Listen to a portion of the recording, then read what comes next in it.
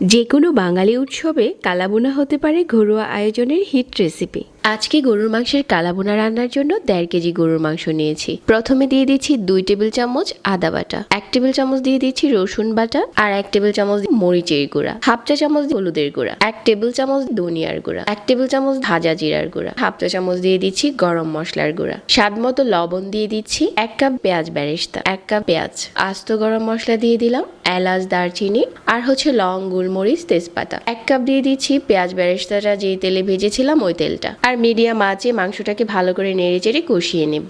আর মাংসটা যখন দেখতে কিছুটা কালো হয়ে যাবে ঠিক ওই পর্যায়ে আমরা কালাবোনার জন্য বাগারটা রেডি করে নেব। সরিষার তেল নিয়ে নিচ্ছি 1 ফুট কাপের মতো, কিছু আদা আর রসুন কুচি, পেঁয়াজ বেরেস্তা দিয়ে উপরে ছড়িয়ে এই জন্য আর পেঁয়াজটা দিচ্ছি না, কিছু শুকনো মরিচ দিয়ে দিলাম। আদা রসুনটা যখন ভাজা হয়ে গেছে তারপর মাংসের উপরে ঢেলে দিচ্ছি। এখন নেড়েচেড়ে মিশিয়ে নিচ্ছি আর আমাদের কালাবোনা রেডি হয়ে গেছে।